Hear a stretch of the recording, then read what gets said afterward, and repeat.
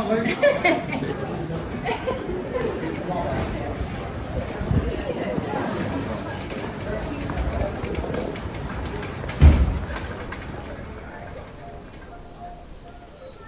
gang, I am in Lincolnshire.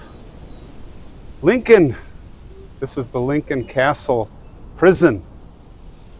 And I've got the wall tour ticket. Really interesting place here and a lot going on in this town below. Quite an attraction. Come hang out here. And right there, that's just a little piece of it. So yeah, we are gonna walk to the place where there are graves of convicts who were hanged here. This was a brutal place. This was Victorian, medieval Victorian punishment. And they would separate the prisoners here, and that was how you would reflect and repent. So let's take the tour. They've got a big courtyard here. And actually over there, there's like this, for kids, there's like this dragon set up where the dragon's coming out of the wall, or he's going in the wall. Pretty cool. And yeah, this is the big courtyard here. You can just imagine the prisoner. So we're gonna walk this way.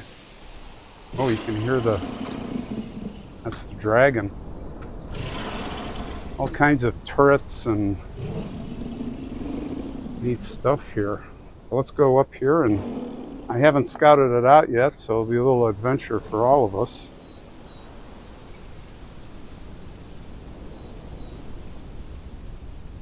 Yeah, men, women, and children as young as 8. Just 8 years old were held here from 1848 to 1878.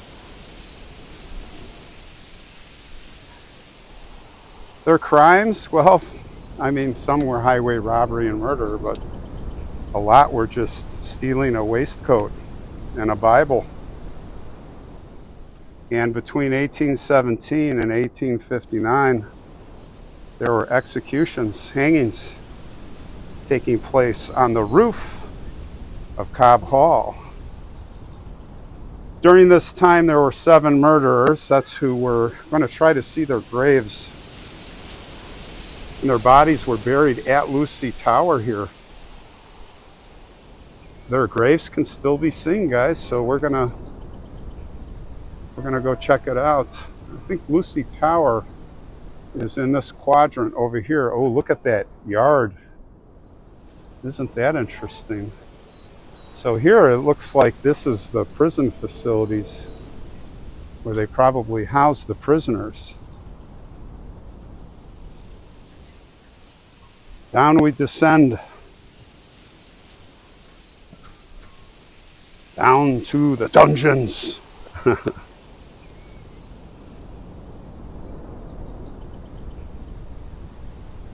Look at that.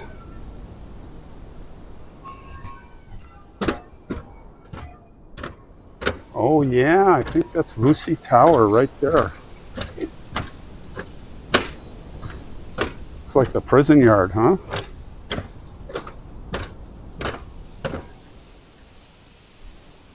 Just think, these are the original stones. The work it took, these castles. So look at almost looks like a death camp. Barred windows.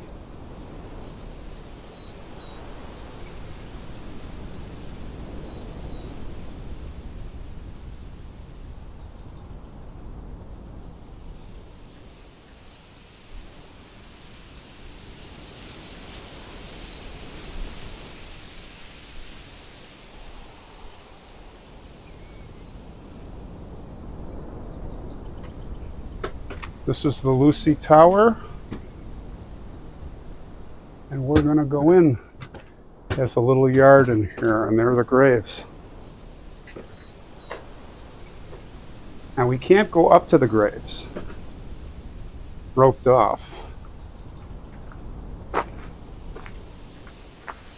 but I'm going to tell you some of the stories.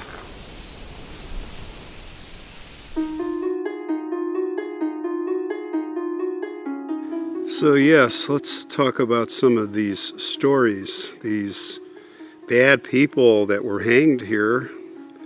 We'll start with a man named William Frederick Horry, 28 years old. It was April 1st, 1872, when he was executed here.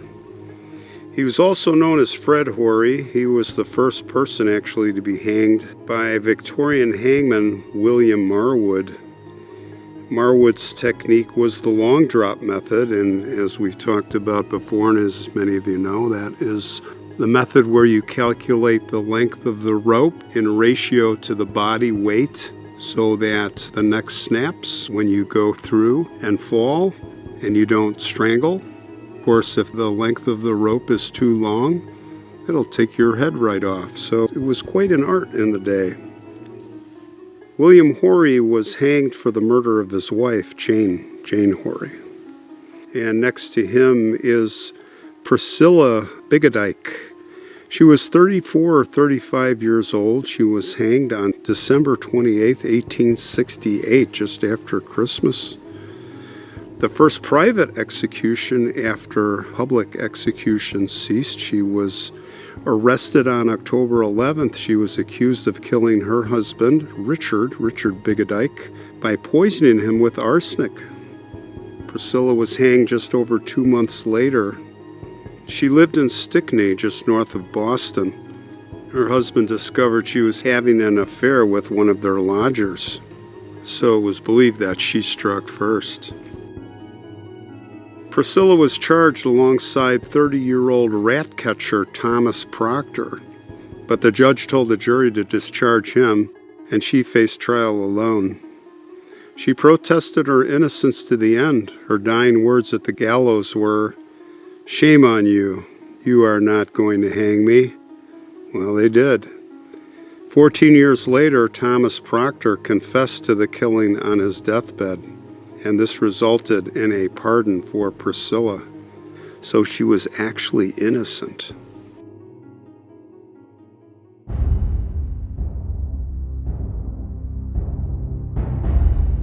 Then there was Henry Carey and William Pickett. They were hanged on August 5th, 1859. The last public execution here in Lincoln, it was a double hanging of Henry, who was 24, and William, who was 20. They were condemned for the brutal murder of 64-year-old William Stevenson at the Sibsey, very close to north of Boston. It was after a drinking session at the Ship Inn. On March 16, 1859, Henry, along with William Pickett, were drinking in the Ship Inn. And as the night wore on, they decided to follow old Stevenson home and rob him. But unfortunately, the robbery went wrong and Stevenson died.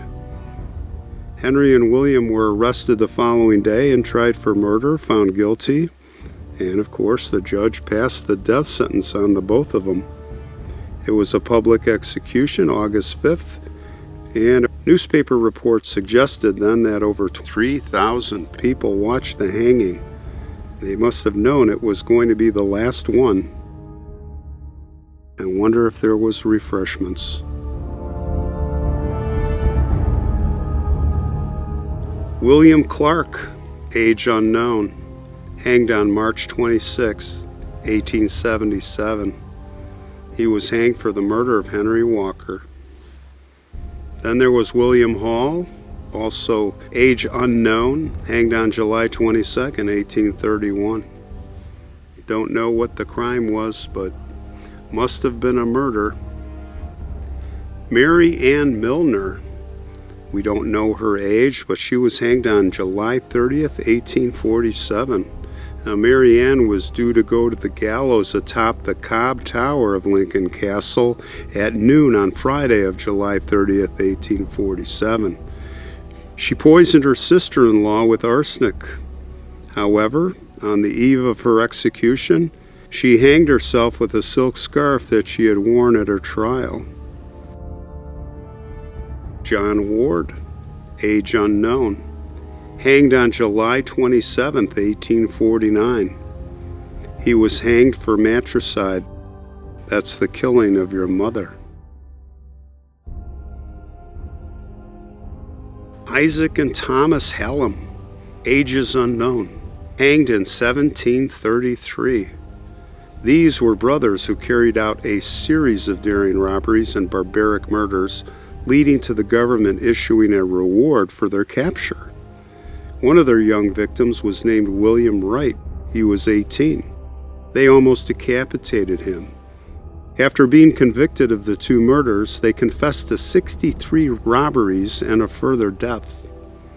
They actually attempted to dig through the wall of the prison, but they were discovered. Then they were hanged. Thomas Newman, 25 years old, hanged in 1798. Thomas Newman was 25 years old when he was hanged in April of 1798, hanged for the highway robbery of a Jonathan Whiting of Horncastle. Thomas stripped and abused the man. He stole all of his clothes and possessions. But of course he was caught and guilty, sentenced to death. A sensation was created when standing on the gallows. He surprisingly confessed to the unsolved murder of a Dr. John Bailey of Long Sutton. It happened 3 years before. And then down he went. Then there was Susan Mottershell. She was 22, maybe 23 years old, no one knows for sure, but she was hanged on July 23, 1801. Susan Mottershell was tried jointly with a woman named Elizabeth Lamb. The two were accused of the murder of a farmer from Epworth named Samuel Glue. The women attacked him with an axe, and then they robbed him and threw his body in a ditch.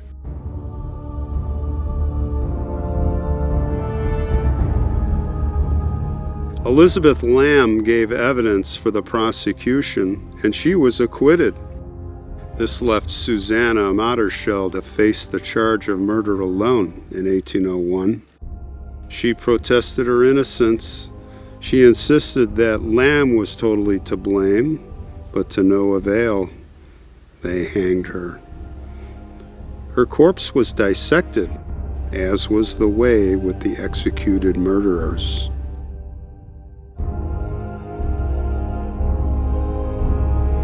There was Richard Wallace, age unknown. He was hanged on August 13, 1802. Richard Wallace went to the gallows for the crime of uttering, which means putting forged money into circulation. A tough sentence for that crime. Thomas Wilson was 21 years old when he was hanged on March 14, 1803. He was hanged for murder. He was found guilty of the murder of Joseph Lidgett at Blytheborough on December 20th, 1802. Thomas had stabbed him with a sword. Thomas Temporal, age unknown. He was hanged on March 14th, 1803. Thomas was a toiling laborer here in Lincoln. He also went by the name Otter. He was convicted of violently murdering his young wife, Mary Kirkham. After getting her pregnant, he had to marry her or go to jail. He chose to marry her, and as they walked home on their wedding night, he bludgeoned her to death. Her body was found in a ditch and taken by a cart to Sun Inn. Thomas fled, but he was arrested the following day. His hanging was witnessed by a very large crowd. His body was covered in tar and hung in chains on Saxelby Moor. It remained there until 1850, for almost 50 years, by which time the gallows had rotted and broken apart. Legend has it, the room where Mary's body was found in the pub is also haunted by the sound of a baby crying on the anniversary of her death every year. The ghost of Thomas, well, it is said to haunt that village pub, the Sun Inn, in Saxelby. 3 men William Marshall, Henry Sawyer, and Charles Wakelin, ages unknown. All three hanged on August 17th of 1810. Yes, the sentence of death for this trio. They were found guilty of housebreaking, and for that, the death sentence.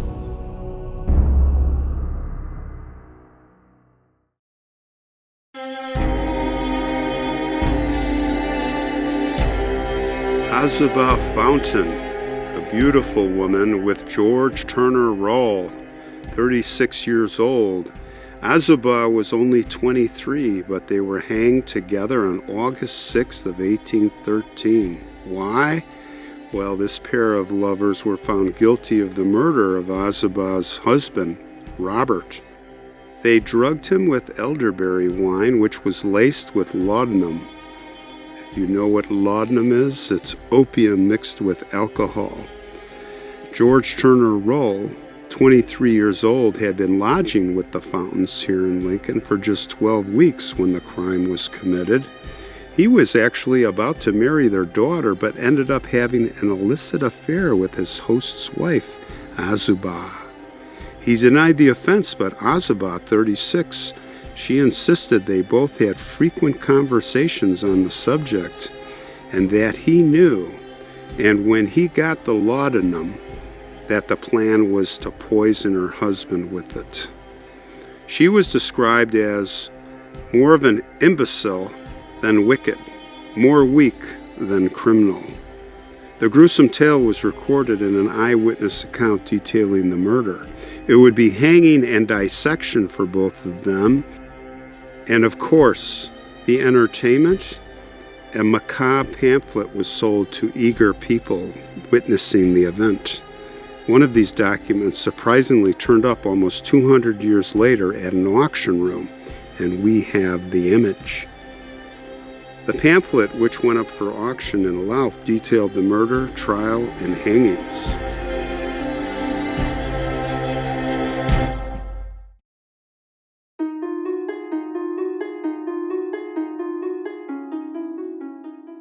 Then there was William Booley, age unknown, hanged in 1817. This 49-year-old Army veteran was found guilty of breaking into the home of James Crowder at Barton in 1817 while he was out, and for that he was sentenced to death. His actual crime, what did he steal?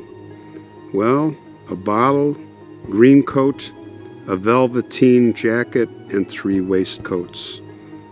Death by hanging.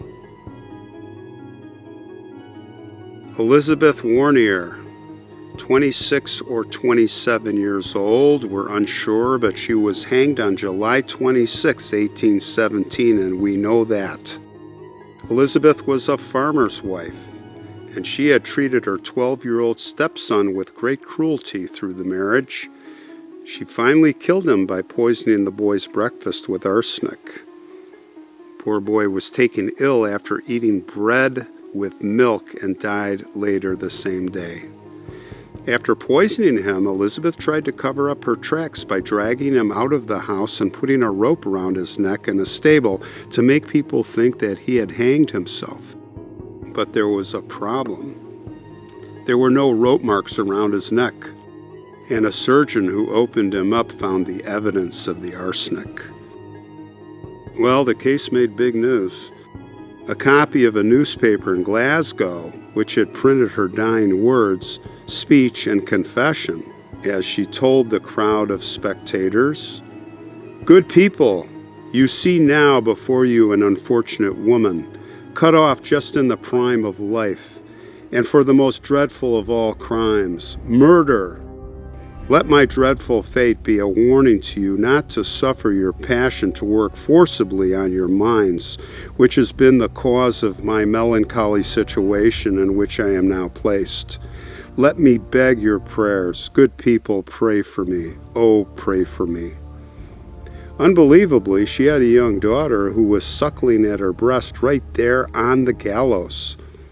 But of course, the little one was taken away from her by the executioner just before the drop.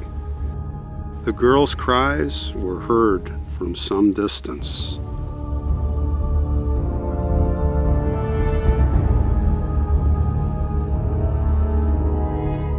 Lastly, the story of two Thomases, Thomas Evison and Thomas Norris, ages 24 and 28, hanged on March 27, 1818. They were charged with setting fire to a threshing machine and a hovel which contained oats in the straw. Oat straw is a nutritious herb that comes from unripened leaves and stems of oatgrass. It is often used to make tea and is considered a tonic for the nervous system.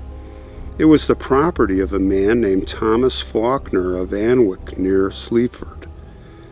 The sentence? Hanging. And that, my friends, is the story of those who rest here.